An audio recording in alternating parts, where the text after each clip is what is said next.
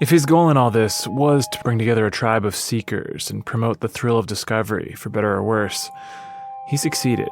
Do you feel a little bit like the hunt is in control now? Yeah.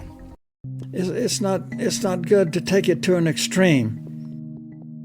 When you're the mastermind of $1 million treasure hunt, you keep tabs on the people who take your hunt too far, get themselves in trouble.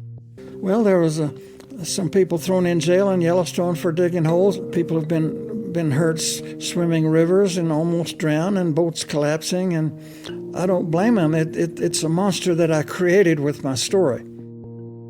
Fenn's monster, it's emptied bank accounts and strained marriages. Put people in situations they shouldn't have been in.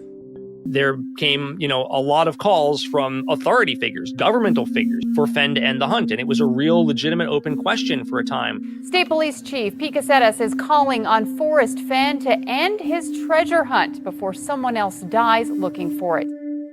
This thing went from, I think, universally looked at as a sort of lark, a happy little public good, to, oh no, this could be actually a real problem. This could be a danger to the public. Maybe we shouldn't let this thing continue. Maybe this needs to be stopped.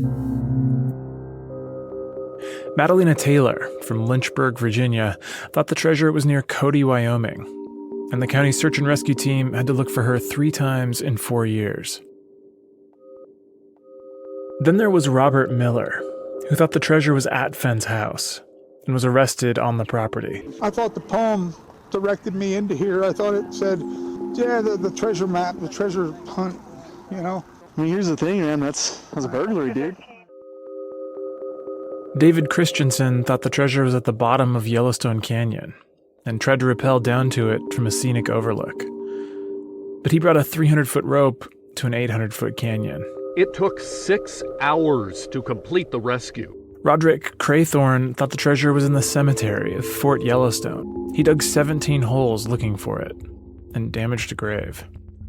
So the typical treasure hunter, there was one personality factor that does help explain what happened. The one difference that was very substantial was risk-taking. And this sample was, the men were much, much higher as risk-takers than the general population.